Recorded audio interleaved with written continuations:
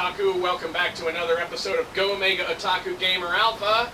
I'm your Mega Otaku Gamer. I am Ken-chan. And today we're going to look at something a little different. We're going back to the 1980s, the early 80s, before there was something like a Game Boy, before there were handheld devices that could play multiple games, and we're going to look at portable play in the early 1980s with these devices right here. Let's move in a little closer and try to get a little bit better of a look at some of these, okay? This is the Coleco Pac-Man tabletop game. This was actually cobbled together from two of these that I had. One had, the stickers were in terrible shape. These stickers are in not the greatest of shape, but much, much better than the other one. So I took the casing apart. And I also replaced the speaker. The speaker wasn't in that great a shape either. Basically, I pieced one good one together from two that were, half-assed. And you see this device here has joysticks for head-to-head play. Head-to-head Pac-Man. And when they say head-to-head, they're not kidding, because you're sitting this close to somebody, looking at this tiny little screen right here. That's head-to-head. That doesn't get much more head-to-head than that. You would literally have to mush your head against somebody else's to see what you're doing on this. This is the Tomy-tronic Pac-Man game. We had this when I was a kid in our house. I found this one at Too Many Games. And this is a different approach. This has control. The controller is directional buttons instead. Kind of what what you found in later handheld devices. Not exactly sure what the yellow flying saucer look, but it looks really different. It's a neat design, I think. Has that quasi-futuristic look to it. Here we have Mattel Classic Basketball, and we had this when I was a kid. My brother had this. And I got this one at, I forget where I got this one. It was Too Many Games or Lucky Fun Time. Somebody had it. But, and of course this uses little diodes on here. These all use just little, cutouts in the plastic with lights behind them to give the illusion of shape. This doesn't even give the illusion of shape, though. It just has little dots on it. This is Mattel Missile Invader. Okay, and this could be called a Space Invaders knockoff, except it would be more like of a Space Invader knockoff, because there's one invader. Okay, and there's one flying saucer at the top of the screen, usually, that you're trying to hit. Very fast-paced game. This is Mattel Football 1, otherwise known as Mattel Football. Very similar to the basketball game in a sense that it just uses little dots. Friend of ours growing up, who was a neighbor and a good friend, had one of these, and we'd go to his house and we'd play it all the time. But we're going to take a look at some of these. We're going to get a little bit of information first. Then I'm going to do my best to get you as close to these screens as possible so you can get a look at this classic goodness. Now, the Coleco Pac-Man game was actually one of many games that Coleco did that resembled the arcade machine. You see how it kind of looks like an arcade machine here. It resembled the arcade machine. They had other ones. They had Frogger, Donkey Kong, Galaxian, Ms. Pac-Man also as well. And they're very hard to find in good shape. The Mattel Football, of course, that came out in 1977. It was labeled either Football or Football 1, depending on the date the game was released. And they also, a little later, they had a Football 2. The Mattel Basketball was a little different. It came out about the same time. Actually, in 1978, the basketball came out. And those are also a little bit more rare, a little bit more hard to find. You can't just get those anywhere. The Tomy-tronic Pac-Man, as I said, was something that we had when we were kids. It was made, of course, by Tomy, a Japanese company. It was released in 1981. In the UK, it was known as Puck-Man, just like it was in Japan. And of course they wouldn't do that here because, again, for the same reason they didn't call the arcade game Puckman, because the P is too easy to alter with just a little bit of magic marker. You can make it into something else, if you know what I mean. And if you find a Tomitronic Pac-Man game, I'm on, this is wikicollecting.org. If you go to wikicollecting.org, you find out that the Tomitronic Pac-Man game, if you find it on eBay, they usually run $30 to $50. Whereas if you can find one in the box with the instructions, those run around $100. The Missile Invader game from Mattel was released in 1980. And of course it ran on 9-volt battery. Most of these run on 9-volt batteries, or C batteries. The Pac-Mans run on C batteries. The smaller handheld devices, the more portable ones, run on 9-volt battery. And it's an LED screen, and they're also kind of rare, kind of hard to find these days. The thing about these old games like this is they were very cheaply made, and they weren't necessarily made to last as long as this. But these are still around, and they will be with me until either they die or I die. So let's take a look at them. Let's see what the screens look like and the gameplay's like, okay? Okay, Otaku, bear with me a little bit. This might be a little difficult to see. I hope it's not, but this is the Coleco Pac-Man.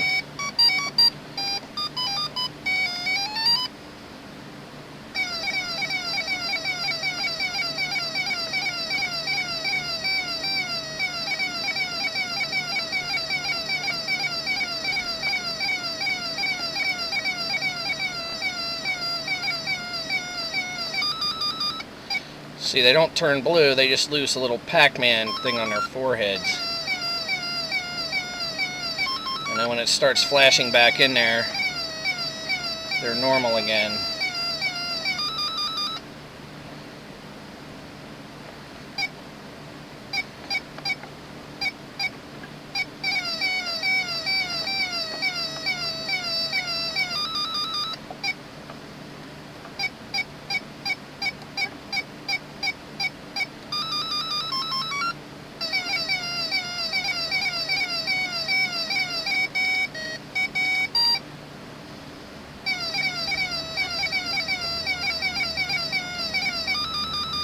There's no cherries or fruit. The control is surprisingly good. It looks spastic, but whoops, it does an ample job.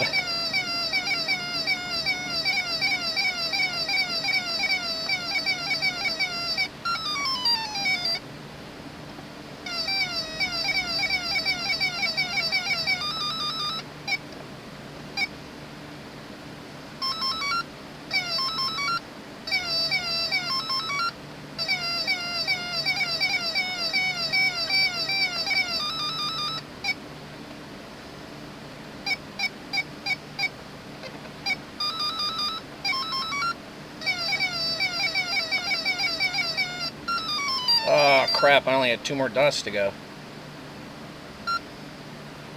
And there's my score. Okay, staying on the Pac-Man theme a little bit longer, it's Tomitronic Pac-Man, and this of course has a amateur and a pro setting, and an off-on switch, and here we're going to turn this on. The theme song's a little bit better. Now this maze isn't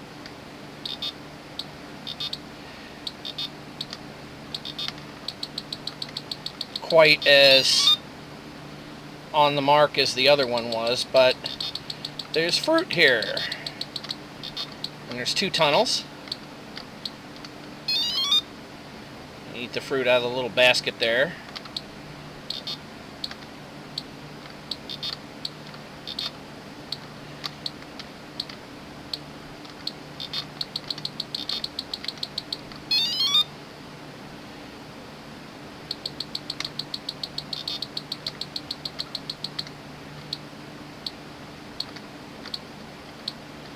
Come on, get out of my way so I can clear this board.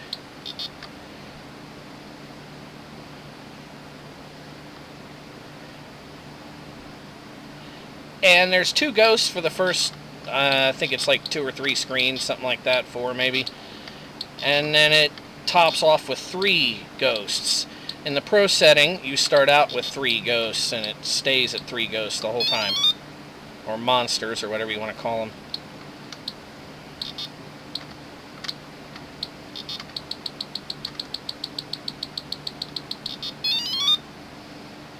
Gotcha, sucker.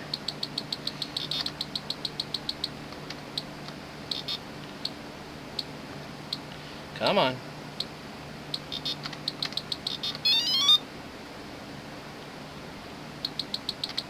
Oh, I missed the cherries.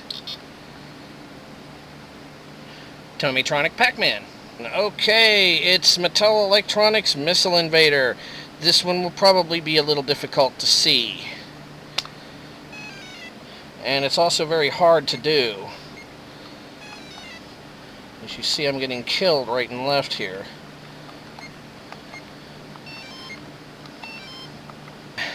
Mattel Electronics Football 1.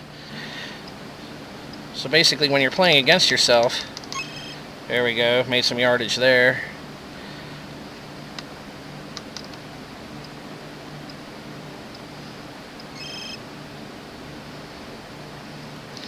You're probably looking at this going, that doesn't make much sense. You have to really do it for yourself to really understand it, maybe. You just start moving and wait till they go to one side, and then you try to get past them, like this. Here we have Mattel Electronics Classic Basketball. And you try to, the object of the game is to get in under the net, if you can, and stick one in there. If there's somebody standing under the net, they knock it back to you. You got to get... Move, guys. Come on.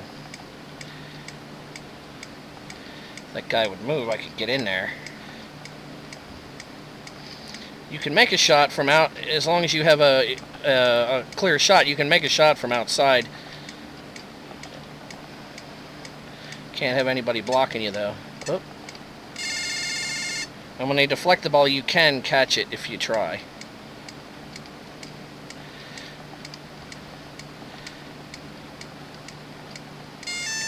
There we go. Come on. They always do this chicken thing of protecting the basket when I get a little too close. Whoop.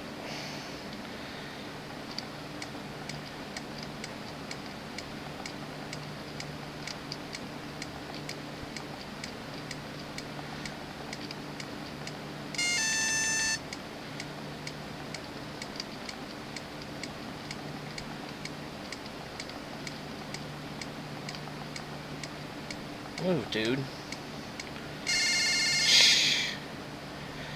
Not as easy as it looks. Gotta be quick.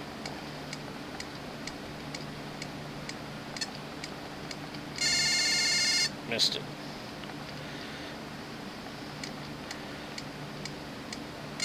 Ooh, outside shot. Look at that. Another outside shot. I'm on a roll.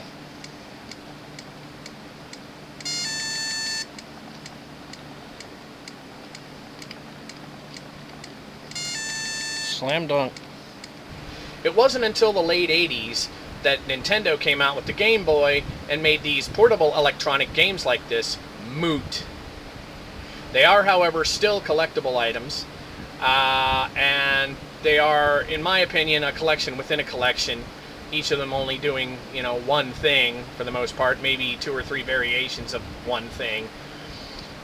They're getting harder and harder to find, and they're very desired by collectors. And I'm going to continue to collect them. I will be back at another time with a volume 2 of these handheld devices from the 80s.